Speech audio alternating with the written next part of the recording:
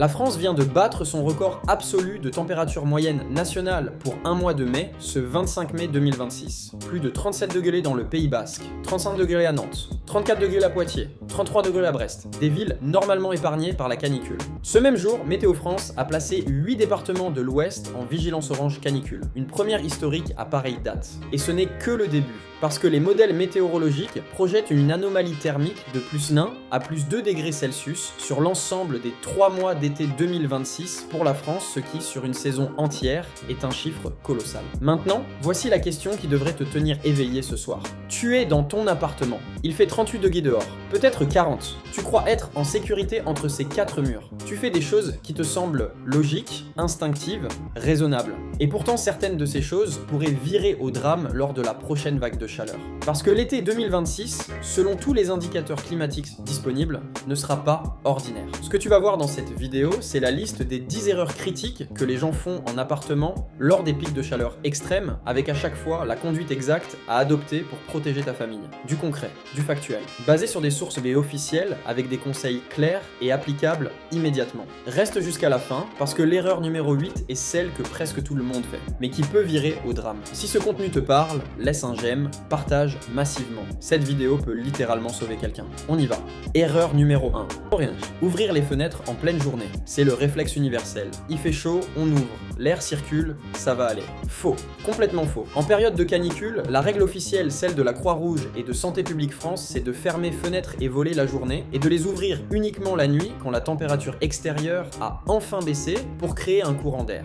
Pourquoi ? Parce qu'en ouvrant pendant la journée, tu fais entrer une masse d'air à 38, 40, voire 42 degrés. Ton appartement devient un four à chaleur tournante. Et les murs en béton, eux, stockent cette chaleur pendant des heures, ils la restituent la nuit, précisément quand tu essaies de dormir. Résultat, même à minuit, ton appartement est une étuve. La règle pratique, volets fermés dès le lever du soleil. Fenêtres ouvertes uniquement après 22 heures ou avant 7h du matin. Et si tu as des draps sombres ou des tissus épais, humides à accrocher devant tes fenêtres en journée, fais-le. C'est une barrière thermique supplémentaire. Erreur numéro 2. Prendre une douche froide pour se rafraîchir. Ça semble tellement logique, il fait une chaleur insupportable, tu plonges sous une douche glacée. Sensation de paradis, soulagement immédiat. Sauf que ton corps, lui, ne voit pas ça comme un cadeau. L'eau très froide procure une sensation de bien-être, mais uniquement sur un court laps de temps. La différence brutale de température entre le corps chaud et l'eau froide peut provoquer une accélération du rythme cardiaque et dans certains cas, un choc thermique. Chez les personnes âgées, les cardiaques ou les enfants en bas âge, ce choc peut être dangereux. La bonne pratique, une douche tiède, pas froide. Tiède, elle abaisse progressivement la température corporelle sans brutaliser ton système cardiovasculaire. Et la méthode la plus efficace, recommandée par les urgentistes, c'est la méthode évaporative.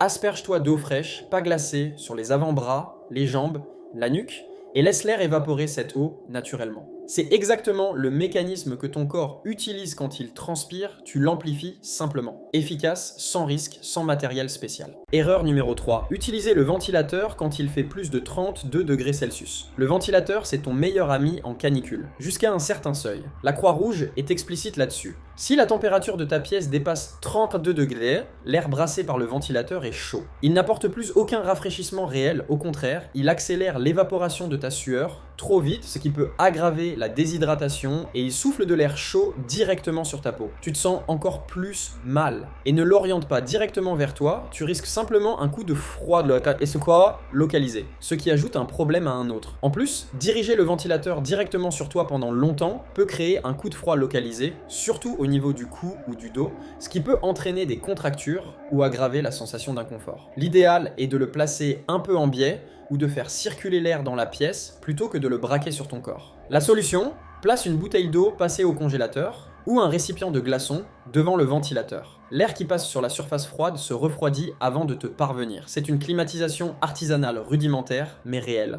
Et ça fonctionne. Erreur numéro 4. Attendre d'avoir soif pour boire. Celle-là, c'est une erreur silencieuse. Sournoise. Tu ne t'en rends pas compte et personne ne te le dit franchement. Voici la réalité physiologique. Quand tu ressens la soif, ton corps est déjà en état de déshydratation légère à modérée. Le signal de soif arrive en retard, c'est une alarme tardive, pas une alarme précoce. Les recommandations officielles de l'ARS et du ministère de la Santé sont claires. alimentaire. Boire régulièrement de l'eau sans attendre d'avoir soif. Au minimum 2 litres par jour en temps normal plus en canicule, selon ta morphologie et ton niveau d'activité. Les premiers signes de déshydratation ne sont pas spectaculaires. Fatigue anormale, maux de tête diffus, urine foncée, légère confusion. Le problème, c'est que ces signes passent souvent inaperçus en canicule. On les attribue souvent à la chaleur et on ne réagit pas. Et ne bois pas d'alcool. L'alcool est un diurétique puissant, il te fait éliminer davantage d'eau que tu n'en ingères. En pleine canicule, c'est de l'huile sur le feu. Erreur numéro 5, manger lourd et chaud. En pleine canicule, certains continuent à cuisiner des plats chauds, grillades, sauces, plats mijotés.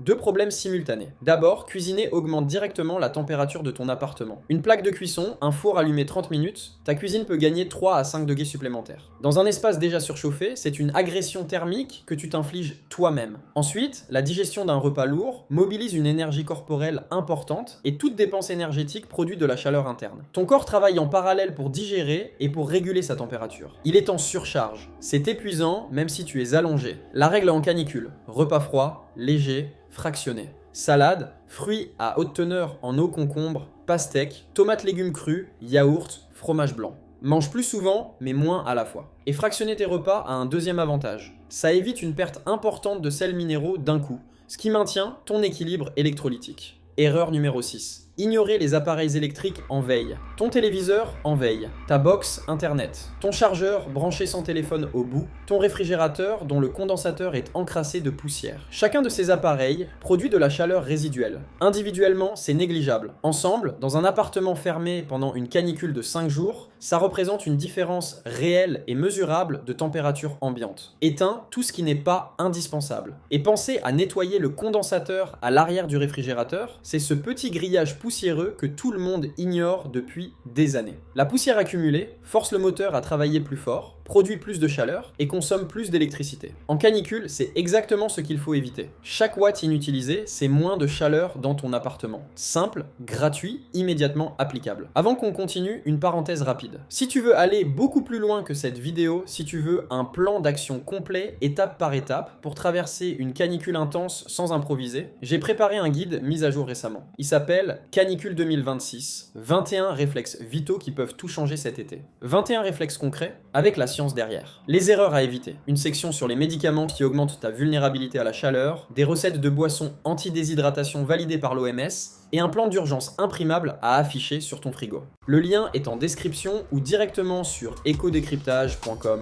On reprend. Erreur numéro 7. Rester seul sans prévenir personne. Voici un chiffre que je veux graver dans ta mémoire. En 2022, les épisodes caniculaires ont causé la mort prématurée de près de 2816 personnes en France, selon Santé publique France. Et parmi ces personnes, une grande majorité est morte seule sans que personne ne le sache, sans que personne ne vienne vérifier. La chaleur ne te prévient pas. Elle agit progressivement, confusion légère, fatigue croissante, puis perte de lucidité. À ce stade, une personne seule n'est plus en mesure d'appeler les secours elle-même. Ce que tu peux faire concrètement, si tu vis seul, donne de tes nouvelles chaque jour à quelqu'un. Un message, un appel rapide. Et si tu as un parent âgé, un voisin isolé, une personne vulnérable dans ton entourage, passe. Vérifiez. Ne suppose pas que ça va. Signale-les à la mairie pour le registre canicule qui permet aux services municipaux de les contacter en cas d'alerte de niveau 3. La canicule ne tue pas seulement par la chaleur. Elle tue par l'isolement. Erreur numéro 8. Confondre épuisement et coup de chaleur. Voilà l'erreur annoncée en intro. Celle que presque tout le monde fait, y compris des gens instruits en bonne santé.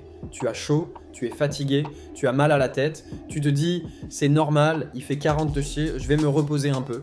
Peut-être, ou peut-être pas. Parce qu'il y a une ligne très précise entre l'épuisement lié à la chaleur et le coup de chaleur. Et cette ligne, c'est la conscience. Toute hyperthermie supérieure à 40 degrés associée à des troubles de la conscience est un coup de chaleur jusqu'à preuve du contraire. Confusion, agitation, propos incohérents, regard dans le vide survenant en période de canicule sont des signes de coup de chaleur. Ce n'est pas une fatigue, c'est une urgence vitale. La température corporelle peut grimper à 41 voire 42 degrés. À ce niveau, des lésions cérébrales irréversibles peuvent commencer en moins d'une heure. Attention, les signes peuvent s'installer très vite. En moins de 30 à 60 minutes, une personne peut passer d'une forte fatigue à une confusion totale, puis à une perte de conscience. C'est une urgence absolue. Plus la température corporelle monte, plus le cerveau et les organes sont menacés rapidement. Et voici l'information que très peu de personnes connaissent. Il ne faut jamais donner du paracétamol ni de l'aspirine à quelqu'un en coup de chaleur. Ces médicaments sont inutiles car le thermostat du corps n'est pas déréglé comme dans une fièvre classique, il est simplement dépassé et ils aggravent le risque d'atteinte hépatique. Ce qu'il faut faire,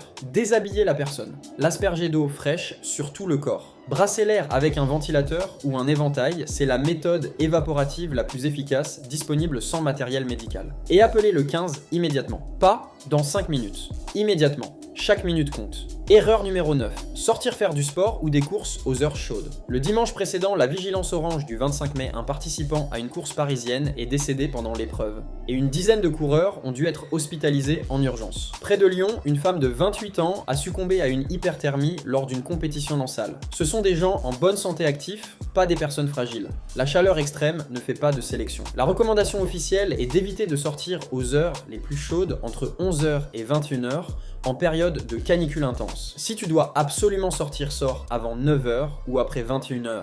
Couvre ta tête, emporte de l'eau, pas du soda, pas du jus sucré de l'eau. Et si tu dois faire tes courses, prévois-les tôt le matin. Certains supermarchés ouvrent à 7h ou 8h, profitant. Et si tu fais du sport en été, réduis drastiquement l'intensité, déplace tes séances en soirée tard ou à l'aube et hydrate-toi avant, pendant et après. Pas une fois t'as soif avant. Erreur numéro 10, croire que ça ne peut pas m'arriver. C'est la dernière erreur. Et c'est peut-être la plus dangereuse parce qu'elle annule toutes les autres. Voici les chiffres. Depuis les années 2000, une vague de chaleur se produit quasiment tous les ans en France, voire plusieurs fois par an. En une seule décennie, entre 2013 et 2022, on est passé à 12 jours de canicule par an en moyenne, contre 3 jours dans les années 1980. La durée a quadruplé en une génération. L'été 2026 ne s'annonce pas comme une exception. Selon Copernicus, le service européen de surveillance du climat, il est plus probable qu'improbable que la France connaisse des températures parmi les 20% des étés les plus chauds jamais enregistrés. Et à l'échelle européenne, la chaleur extrême a tué 62 775 personnes lors du seul été 2024, selon une étude publiée dans Nature Medicine en 2025. On ne parle pas d'un scénario de film catastrophe, on parle de maintenant, de cet été, de ton appartement. Les gens qui meurent morts de la canicule ne pensaient probablement pas que ça pouvait leur arriver, ils pensaient exactement ce que tu as peut-être pensé en cliquant sur cette vidéo, c'est pour les autres, pour les vieux, pour les fragiles. Ce n'est plus vrai. On a vu ensemble les 10 erreurs critiques. Ouvrir les fenêtres en pleine journée, la douche froide, le ventilateur mal utilisé, attendre la soif, manger lourd, les appareils en veille, l'isolement, confondre épuisement et coup de chaleur. Sortir aux heures chaudes et croire qu'on est à l'abri. Aucune de ces erreurs n'est stupide. Toutes sont instinctives. C'est précisément pour ça qu'elles sont dangereuses. Ce que tu peux faire maintenant, tout de suite. Partage cette vidéo avec quelqu'un qui vit seul. Un parent, un voisin âgé, un ami qui fait du sport l'été. Cette vidéo peut littéralement faire la différence. Et si tu veux aller plus loin, avoir un plan complet, les 21 réflexes vitaux détaillés, les erreurs médicamenteuses, les recettes de réhydratation, le plan d'urgence imprimable, le guide Canicule 2026, est disponible maintenant sur ecodécryptage.com, lien en description directement. Likez si cette vidéo t'a appris quelque chose. Commente avec canicule si tu es en zone de vigilance en ce moment. Et abonne-toi parce que cet été, les informations que tu trouveras ici, tu ne les trouveras pas facilement ailleurs. A très vite sur Ecodécryptage.